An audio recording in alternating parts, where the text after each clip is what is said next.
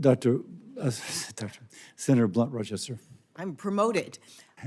Thank you, Chairman Cassidy, and thank you, Dr. Bhattacharya, for meeting with me ahead of time as well as your testimony today. I want to echo some of the concerns that my colleagues shared about the risk to the entire NIH research enterprise. One, the concern about the reported 1,200 individuals who were fired, including scientists, hundreds of scientists. We talked about the concern for being able to recruit even and retain this kind of talent. Two, the blanket and illegal 15% cap on indirect costs on our research institutions. Even in a bipartisan way, there was concern about that in this hearing. The funding and communication freezes, cuts in programs for training for future generations of scientists, and the fear that supporting diverse clinical trials will no longer be a priority cause serious concern and alarm. And to understand that, I think you can look no further than the issue of Alzheimer's disease and dementia. As we all know, Alzheimer's is a debilitating and costly disease afflicting nearly 7 million Americans and costing $360 billion in 2024. But this doesn't even include the cost of care that's provided by 11 million individuals. And it really doesn't even touch the toll that it takes on the individual and their families. I don't think there's anybody who hasn't been impacted by it, whether it's even my mother and my grandmother.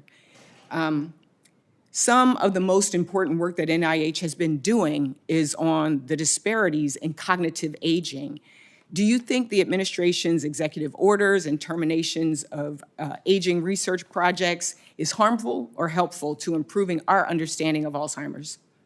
Well, Senator, at first I should say I am fully committed, and as is this administration, I believe, to making sure that all the health needs of every American is addressed, no matter what their race, color, sex. If the goal of the NIH, the mission of the NIH is to meet those. So, for instance, the representation of minorities in trials are, as you mentioned, is something that I'm fully committed to, and I see nothing in the President's executive orders to contradict that. In fact, quite the opposite. I think the challenge is they're vague, and people are questioning what do they mean, what are the impacts. Even the fact that these programs that have been canceled or delayed include the Maximizing Access to Research Careers Program, training grants to support pre- and postdoctoral scholars, the NIH Intramural Program, the 2025 NIH Summer Internship Program, the Advancing Diversity in Aging Research Program, and then the firing of 10% of the staff at the Centers for Alzheimer's and Related Dementias. That's what causes the concern because we're thinking about the pipeline of those individuals that are going to work in this area. So can you help me to just understand how getting rid of these programs is going to improve our understanding of Alzheimer's prevention and treatment? And what safeguards would you put in place to ensure that these changes don't lead to poorer health outcomes by any gender, race, disability, ethnic group, or other vulnerable communities? Well, Senator, first, as you know, I wasn't involved in any decision-making at the NIH during up to this point. If I'm confirmed, I will look to make sure that those programs and other programs, if they're appropriate, will continue. I want to make sure that every single scientist at the NIH that's doing this kind of life-saving work, including on Alzheimer's disease, especially maybe in Alzheimer's disease, and also scientists supported by NIH-funded research have the resources they need. I'm committed to making sure that the NIH funds are spent to address America's chronic health needs.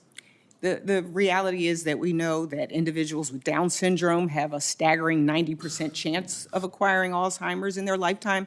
Black and Hispanic individuals are more likely to develop Alzheimer's. In a lifetime, women are twice as likely as men. And so I have some questions that I will potentially have to submit for the record, but will you commit to ensuring that researchers specifically studying health disparities and working to increase clinical trial diversity will not be targeted or penalized based on their work? Senator, I commit to making sure that researchers that are addressing the health needs of minority populations and basically every American will have the support they need. A lot of folks are using code words and selecting out, whether it's in a grant, They're doing targeting, sweeps, word searches. Will you also commit that, and that you will not do that as well? Senator, I guess I'm not sure what you mean by targeting code words, but I'll say that I believe very strong. I've committed my life to addressing the health needs of vulnerable people, including minority populations. I'm absolutely committed to that. That NIH continues to do research to address those health needs. My time is expired, Mr. Chairman. Thank you. And we want to make sure that we work with you. I would look forward to that, Senator. That these executive orders don't have the adverse impact that we are already seeing.